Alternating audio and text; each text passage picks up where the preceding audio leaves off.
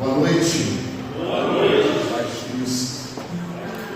Me apresentar, me chamo Renato, sou de Cariacica, paróquia da Virgem Maria, grupo de oração Caminhando com Jesus, onde eu sigo no Ministério de Pregação e também hoje faço parte do Conselho da Arquidiocese representando a área de Cariacica. E olha, sem delongas, porque o Senhor tem algo maravilhoso para nos falar essa noite. Estamos falando, é claro, com certeza. Mas ainda mais me tem. Nós temos como tema dessa noite, nós somos chamados a ser testemunhas das obras de Deus. Olha que chamado, hein? É um chamado de Deus. Aceita aquilo que quiser. Assim mesmo foi escrito para isso. Nós aceitamos esse chamado se nós quisermos. E para eu te aguçar isso nessa noite, precisei montar assim uma linha de raciocínio, você vai entender bem, a partir daquilo que o Espírito Santo está me falando. E como ele me falou agora também, gente, louvado seja Deus por isso, como ele veio assim ainda trazendo mais peças desse quebra-cabeça, desse louvor que nós temos aqui agora, para que a gente consiga entender bem essa linha de raciocínio que ele tem para nós, diante desse chamado, nós sermos testemunhas de suas obras. Testemunhas das obras de Deus. Deixa eu te fazer uma pergunta logo de início. Você já pensou no sentido da sua vida? Por que Deus te criou e para quê? Já parou para pensar nisso? Já? Chegou a alguma conclusão? Não? Alguns já, outros não, Deixa eu te falar uma coisa que nos traz aqui o catecismo da igreja. Como eu te falei, gente, uma linha de raciocínio está chegando aqui que a palavra quer trazer para nós, tá bom? Lá no prólogo, logo no iniciozinho, que vai dizer assim para nós, preste atenção. Diante disso, esse chamado a sermos testemunhas das obras de Deus. Presta atenção nisso aqui. Deus, infinitamente perfeito e bem-aventurado em si mesmo. Quer dizer, perfeito para todo sempre, infinitamente perfeito, em Deus não há imperfeição. E bem-aventurado em si mesmo. Bem-aventurado significa o quê? Feliz. Não precisa de nada e nem ninguém para ser feliz. Ele é bem-aventurado em si mesmo. Em um desígnio de pura bondade, olha só, Deus, em um desígnio de pura bondade e de amor, criou livremente o homem. Deus nos criou livremente, sem ser forçado por ninguém. Ele nos fez de forma livre. Agora, preste atenção, para que Ele nos fez? Para participar da sua vida bem-aventurada. Meu Deus nos cria, veja, de forma livre, por pura bondade e amor, para quê? Para nos fazer participar da sua vida bem-aventurada. É viver divinamente com Deus, a alegria com Deus. Olha que maravilha isso, gente. E vai dizer assim ainda: eis porque desde sempre em todo lugar está perto do homem. Então você nunca esteve só, nem eu. Deus sempre esteve perto de nós. E compreendamos o que agora? Se Ele nos criou, nós somos obras dele. Eu e você somos obras de Deus. Deus nos criou e a partir do batismo nos fez seus filhos amados. Maravilhoso isso. E nos fez para quê? Para vivermos felizes com Ele toda a eternidade. Foi para isso que Deus nos criou. E o mais interessante ainda é que a gente começa a testemunhar, vamos partir por aqui, as obras de Deus a partir daquilo que Ele fez, a natureza. É assim que começa a dizer lá em Gênesis, no capítulo 1, o faça-se de Deus. Deus foi falando e tudo foi sendo criado. Tudo. O sol, a lua, tudo. O mar, as estrelas, as aves, todos os animais, tudo pelo poder da palavra de Deus. O faça-se de Deus, tudo foi se criando, tudo se criou. Agora, querido, chegou a minha vez e a sua. Gênesis 1, versículo 26, vai dizer o quê? Já não é o faça-se. Façamos o homem a nossa imagem e semelhança. Sabe como é que Santo Agostinho vai tratar isso, gente? É maravilhoso, isso é poético. Mas é tão lindo, ele vai dizer assim que no momento em que Deus nos criou, Ele teve como seus braços Jesus e o Espírito Santo para nos guiar. Você está testemunhando do seu lado uma obra-prima de Deus. Olha para quem está do seu lado aí. Olha aí, olha aí. Olha aí. É uma obra-prima de Deus. É uma obra-prima de Deus. Fala para ela mesmo, sério, você é uma obra-prima de Deus. Você foi feito à imagem e semelhança dele, criatura. Louvado seja Deus por isso.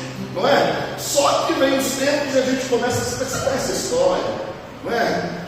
Nós começamos a nos desfigurar por causa do pecado. Aí começa toda aquela batalha do bem contra o mal de Deus que a gente conhece. Pega a palavra aí, por favor. Isaías, capítulo 43. Enquanto você vai se localizando, Isaías 43, eu quero te trazer outra boa nova aqui. Tá? Para aqueles que ainda estão meio que perdidos na vida. A gente às vezes fica sem sentido na nossa vida, não é? A gente não passa por momentos assim, a gente se sente meio perdido, sem saber que direção ir, sem saber o que fazer, não é? Que caminho tomar. A gente se sente assim muitas vezes. Olha como é que a gente acha a direção. Vem de catecismo da igreja, se você não tiver, por favor, adquira. É maravilhoso, isso aqui vai esclarecendo a gente, né, da palavra de Deus. Isso aqui é no parágrafo 27. Diz assim, hein? O desejo de Deus está escrito no coração do homem. O desejo de Deus está escrito no teu e no meu coração. Já que o homem é criado, se é criatura, acabei de falar isso, né? Já que o homem é criado por Deus e para Deus. Sentido da nossa vida, meu irmão, nós somos criados por Ele e para Ele. Por isso o desejo dele está dentro do nosso coração. Talvez você não tenha descoberto isso ainda, mas o desejo de Deus está dentro do teu coração, está dentro do meu coração. E Deus não cessa de atrair o homem a si. Você está aqui porque Deus te atraiu, com certeza. Isso é fato. E somente em Deus o homem há de encontrar a verdade e a felicidade que não cessa de procurar. Quer ser feliz? O desejo dele está no teu coração, e é que você vai encontrar a tua felicidade. Naquilo que já está dentro de ti, o desejo de Deus. Agora vamos lá. Vamos para a palavra propriamente dita aqui, em Isaías 43, a partir do versículo 8, por favor, meus queridos. Que diz assim para nós: fazei comparecer o povo cego, apesar de ter olhos, e surdos que têm ouvidos. Deus aqui é sarcástico, né? É o sarcasmo de Deus aqui. Ele diz dessa forma, versículo 9: que todas as nações se congreguem e que os povos se reúnam. Quem dentre eles soube predizer o que passa? E foi o primeiro que nos fez saber? Que apresentem suas testemunhas para justificar suas pretensões, que sejam ouvidas para que se possa dizer: é exato. Vós sois minhas testemunhas, diz o Senhor, e meus servos que eu escolhi, a fim de que reconheçam e que me acreditem, e que se compreenda, sou eu.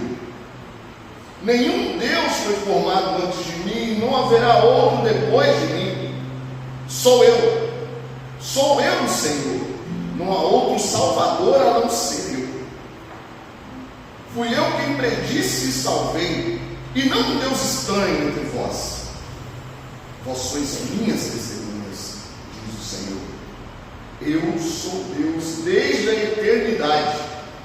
Ninguém poderia escapar da minha mão. Quando executo, quem poderia destruir minha obra? Palavra do Senhor. Ele diz isso aqui, esse texto, essa profecia em Isaías, ela acontece enquanto o povo de Deus ainda está no exílio da Babilônia. Isso aqui é uma promessa. Deus vai falar que se a gente fosse pegar aqui, não precisa, né? Se a gente fosse pegar logo no versículo 1, vai dizer aqui, né? Tem como texto na minha Bíblia: Deus vai restaurar a sua testemunha. Quem é a testemunha? O povo escolhido por Ele, Israel. Ele vai estar falando aqui que Ele ainda vai restaurar. Isso vai acontecer. E esse povo após ter sido restaurado, irá testemunhar que Ele é o Deus de toda a eternidade. É Ele quem faz, é Ele quem tem o poder de fazer, não é? Então quer dizer, esse povo ainda está no exílio da Babilônia. Mas o interessante é que essa promessa, é claro que ela se cumpre, não é? Mas da maneira que ela se cumpre, que se torna ainda mais interessante para nós. Por quê? Lembra, gente? Tem raciocínio que eu chegando a gente quer essa noite, tá bom? Presta atenção. Como que Deus, Ele livra o seu povo, Ele salva o seu povo do cativeiro da Babilônia? Ele usando de um homem. E Ele usa de um homem que não era temente a Ele. Olha o poder de Deus se manifestando aí, não é? Ele usa um rei de batalha, um rei de estratégia, um rei de guerra, que conquistava as coisas a partir da sua força bélica, né? A partir de suas armas, a partir dos seus guerreiros, a partir da sua inteligência estratégica, ele conquistava outros povos. Deus olha para aquele homem, unge ele, dá a ele a unção, para que ele possa libertar o seu povo. O rei Ciro da Pérsia, né? E isso acontece. Deus usa de um homem que não é temente a Ele, dá a ele a unção e faz com que ele retire o seu povo do cativeiro, trazendo essa possibilidade. Aquilo que era uma possibilidade se torna realidade. O povo volta para Jerusalém e começa a reconstruir não só suas casas, mas o templo também que havia sido destruído. Isso acontece. Agora, nós somos uma geração, não que Deus enviou o Ciro, um rei persa, nós somos a geração que testemunhamos a morte do Filho de Deus na cruz. A obra de salvação de Deus, ela se realiza em Cristo pelo poder do Espírito Santo. É isso. Nós somos testemunhas disso. Nós vivemos isso semana passada, não é? Nós testemunhamos isso. Um Deus que se entrega por nós, que manifesta a sua obra de amor, de eterno amor por aquele que Ele criou, por aquele que Ele agora chama como filho amado, eu e você. E aí eu faço essa pergunta para você, como eu me fiz também. Nós estamos testemunhando isso no meio que nós vivemos. Nós somos essas verdadeiras testemunhas do amor de Deus. Nós somos testemunhas desse Cristo crucificado. Porque ser testemunha, eu posso ser testemunha de algo, correto? Eu vi algo, eu pude presenciar algo, eu posso até mesmo ter vivido algo, mas é diferente de dar testemunho. Eu posso ter visto, mas não quero testemunhar. Não é assim? Eu posso ter visto, mas eu não quero me comprometer. Eu não quero me meter nisso. Eu vi, mas deixa eu quieto, né? Isso pode ser vivido dessa forma. Mas veja, nós somos essa geração. Mas é bom compreender, querido, que essa obra de salvação de Deus, que nós podemos experimentar hoje, eu preciso fazer essa pergunta para você. Quem aqui é salvo? Levanta a mão para mim. Quem aqui é salvo? Levanta a mão para mim. Glória a Deus, eu também sou. Jesus nos salvou, gente, já pagou o preço, pronto, nós somos salvos. Nós somos salvos. O que nós corremos é o risco de perder a nossa salvação. Nós corremos esse risco de perder aquilo que Cristo conquistou para nós. Por que eu estou te falando isso agora? É para te dar um caminho, para que a gente possa testemunhar esse Jesus, porque não foi fácil para Ele. Vai dizer assim na carta aos Filipenses que Ele se aniquilou na sua condição divina, gente. Se aniquilar é o quê? Ele se anulou na sua divindade para viver inteiramente como um homem diferente de nós, apenas no pecado. Mas não é porque Ele era o Deus divino que Ele não pecou, não. É porque Ele foi um homem cheio do Espírito Santo. Como assim, Renato? Ele não é o Deus? Se a gente for em Lucas capítulo 4, a gente começa a entender que Jesus é batizado, ele sai das águas do Rio Jordão, e a palavra vai deixar claro, ele sai de lá cheio do Espírito Santo, e esse mesmo Espírito conduz Jesus para o deserto. E quando ele sai do deserto, termina-se também essa passagem de Lucas aqui no Evangelho dizendo que, cheio do Espírito Santo, ele vai para a Galileia. E aí ele começa a sua missão. A missão de Cristo começa depois que ele é batizado, e Lucas quer enfatizar isso aqui. Os outros evangelhos não nos trazem dessa forma, mas Lucas traz desse jeito. Ele, cheio do Espírito Santo, após ser batizado, foi enviado para o deserto. E ele sai do deserto ainda cheio do Espírito Santo e começa a sua missão. E a termina, vamos dizer assim, quando ele diz na cruz, né? Está tudo consumado. Ali ele morre e renasce para a vida eterna, ressuscita. Não é isso? Cheio do Espírito Santo. Agora, queridos, como é que a gente pode cumprir nossa missão? Como é que a gente pode ser testemunha e também dar testemunho? Pega comigo aí, por favor, Atos, capítulo 1. Atos 1. Foi aquele que o irmão disse que eu falei, tá, vou pegar. Quando ele falou, o pessoal estava falando com ele, eu falei com a minha esposa. Gente, minha esposa está aqui comigo. Quando era a mão, está intercedendo comigo. Né? Eu falei quando ele falou, eu falei, nossa, louvado seja Deus, está confirmando, né? Então, Atos 1, presta atenção no que eu vou te falar. Você lembra de Pedro? Isso está em Lucas também, quase no finalzinho, se não me engano, é capítulo 17, que vai falar sobre a negação de Pedro, né? Pedro, medroso, covarde naquele momento, a gente pode até compreender, né? O que ele faz? Ele nega Jesus 3 vezes. Não é isso? Mas vamos entender aqui agora o que acontece com esse homem depois. Presta atenção, gente, para que a gente possa ter testemunhas. Atos capítulo 1, versículo 3, eu vou aqui até o 8, diz bem assim: e a ele se manifestou vivo depois de sua paixão. Jesus se manifesta vivo, não é? Depois de sua paixão aos discípulos, com muitas provas aparecendo-lhes durante 40 dias e falando das coisas do reino de Deus. E comendo com eles, ordenou-lhes que não se afastassem de Jerusalém, mas que esperassem aí o cumprimento da promessa do seu Pai. Que ouviste, disse ele, na minha boca. Porque João batizou na água, mas vós sereis batizados no Espírito Santo daqui a poucos dias. Né? Diz assim ainda, versículo 6: assim reunidos, eles o interrogavam: Senhor, é porventura agora que ides instaurar o reino de Israel? Respondeu-lhes ele: não vos pertence a vós saber os tempos e os momentos que o Pai fixou em seu poder, mas descerá sobre vós o Espírito Santo e vos dará força, e sereis minhas testemunhas em Jerusalém, em toda a Judéia, Samaria, até os confins do mundo, aonde nós estivermos e para onde nós formos. Se nós estivermos sob a graça e o poder do Espírito Santo, nós seremos essas testemunhas vivas do poder de Deus, das obras do Senhor que Ele ainda vem realizando no meio de nós, querido, na nossa vida. E essas obras muitas vezes não, em todas as vezes ela começa no nosso interior, ela começa dentro de nós, é uma construção de dentro para fora. O novo homem começa a nascer de dentro para fora pelo poder e pela graça do Espírito Santo.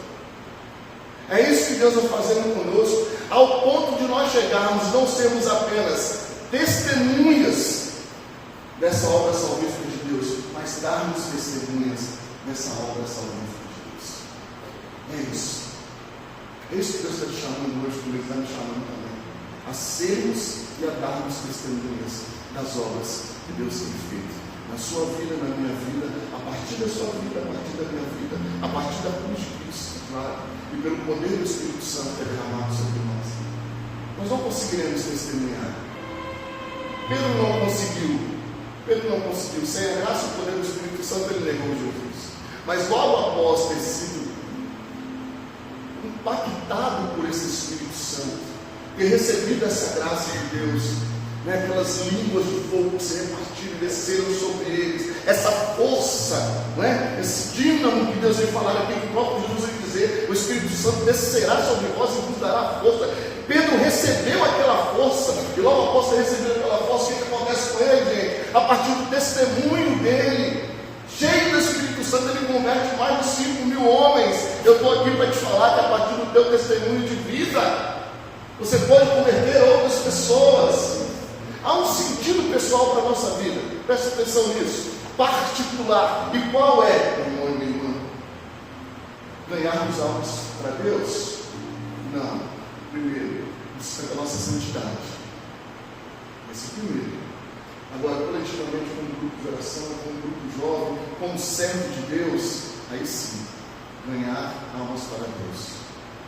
Mas muito mais do que com palavras, com as nossas atitudes, com a nossa vivência desse Deus que nos ama, de permitir que Ele venha construir em nós uma nova pessoa. Aí é com você e Ele. Aí é você falar para Ele onde é necessário que Ele venha te refazer, te fazer, te moldar, te remodelar, para que você seja verdadeiramente testemunha, para que você venha verdadeiramente dar testemunho de Deus. Na sociedade, no mundo de hoje, está difícil para caramba. Está muito complicado dar e ser testemunho de Deus, diante de tudo aquilo que nos estamos oferecendo, de tudo aquilo que a gente tem vivido. Está difícil, mas é possível.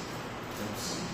Preciso testemunhar para vocês aqui que durante meus 12 anos até os 30, eu fui totalmente entregue ao álcool, à maconha e à cocaína.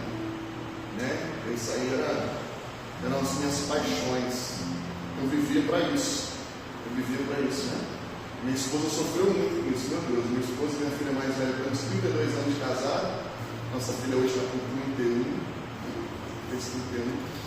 Então elas viveram muito disso. Elas puderam testemunhar, ser testemunha daquilo que o inimigo muitas vezes fez, e até mesmo dando as escolhas erradas, não é? Da minha vida. Mas louvado seja Deus que chegou um momento em que eu pude abrir os olhos. A gente fala muito isso, né? Ela queria muito que eu mudasse. Ela, minha mãe, é claro, mas se eu não quisesse, eu teria passado por esse processo. Precisou que eu quisesse também. Eu quis mudar. E a partir desse querer, eu fui aprendendo que é pelo outro que eu preciso mudar? Sim, mas primeiro por mim. Primeiro por mim. Eu quero ser uma pessoa melhor. Eu quero conhecer esse Deus. Eu quero testemunhar. E graças a Deus isso foi mudando. Agora, há algo de muito interessante na minha vida, que muitas coisas que Deus foi tirando. Ele foi tirando. Ele foi desenraizando, foi tirando. Ele foi pegando aquilo que estava totalmente destruído, foi reconstruído dentro de mim. Agora, tem uma situação que eu estou vivendo igual de Paulo. Aquele espinho na carne, né? Quando Deus fala bem assim, a minha graça te basta. Eu posso testemunhar para você, mas muito mais que aqueles que vivem comigo, que a graça de Deus tem me bastado. Eu me reconheço como, vou te falar alcoolista, né? Mas eu me reconheço como alcoólatra. É como se Deus falasse assim comigo, não, isso eu não vou tirar de você, você vai lutar. Eu vou te dar as armas. Ele tem me dado as armas. E louvado seja Deus por essas armas nós temos vencido. Dia a dia nós temos vencidos, né? Então é isso. Eu não posso ser contra testemunho. Eu não posso pregar para você que agora vive outra coisa lá fora. De maneira nenhuma. Se já foi isso um dia na vida de alguém, eu peço perdão a essas pessoas e a Deus. Mas lutar. Presta atenção que eu vou te falar. Uma das grandes obras que Deus faz em nós e que o outro pode evidenciar é a partir da nossa luta contra o pecado. A luta contra o pecado. Então é isso. Te convido a fechar os olhos um instante. Compreendermos que nós somos a geração do amor de Deus. A geração que não foi liberta por um homem que não era temente a Deus, mas a geração que tem a sua liberdade, a sua salvação paga na cruz de Jesus. Esse Jesus que nós podemos testemunhar como aquele que sempre está conosco, como aquele mesmo que disse, no mundo haveis de ter aflição, coragem, eu venci o mundo. Aquele mesmo que disse, estarei convosco até os fins dos tempos. Em todos os dias da sua vida, louvado seja o Senhor. Glorificado seja porque nós sabemos que tu estás conosco. Nós podemos testemunhar isso, Senhor. Nós não precisamos ver a tua presença no meio de nós, não, Senhor Jesus, porque nós sabemos que aqui tu estás, Senhor. A nossa fé nos traz e nos garante isso, Senhor Jesus. Eu sei, Senhor, que o teu sangue derramado na cruz foi por mim, para a remissão dos meus pecados, para a possibilidade de encontrar o céu, Senhor, aberto, para viver a eternidade contigo. Sim, Senhor. E é isso que eu quero testemunhar. Não somente com as palavras, mas nós queremos testemunhar com a nossa vida, Senhor. Com as nossas ações, com as nossas renúncias, com as nossas cruzes sendo carregadas. Nós não queremos, Senhor Jesus, deixar a nossa cruz para trás. Foi isso que o Senhor nos disse: tomai a tua cruz e siga-me. Então nós tomamos a nossa cruz, Senhor, como testemunho, Senhor Jesus, da tua presença conosco. Porque é o Senhor que nos fortalece, é o Senhor que nos permite carregar essa cruz. É o Senhor que abre os nossos olhos. Nós não queremos ser aqueles, Senhor Jesus, como o Senhor disse aqui, como Deus disse aqui na palavra, aqueles que têm olhos e não veem, estão cegos, aqueles que têm ouvidos e não conseguem escutar. Não, Senhor Jesus, abre os nossos olhos espirituais, abre os nossos ouvidos espirituais. Nós queremos ver, Senhor Jesus, a tua graça acontecer, e quando nós não vemos, Senhor Jesus, temos a certeza garantida pela fé. Nós queremos escutar a tua voz, Senhor, e escutando a tua voz, Senhor, também se porta-voz dela. Toma-nos em tuas mãos, Senhor. Nós possamos proclamar, Senhor Jesus, evidenciar e viver as tuas obras. É isso, Senhor. Enche-nos com o teu Espírito Santo, a força do teu Espírito Santo derramado em Pentecostes, que se levanta sobre nós mais uma vez aqui, para que nós possamos testemunhar a tua obra de amor em nossa vida. Obrigado, Jesus. Louvado seja.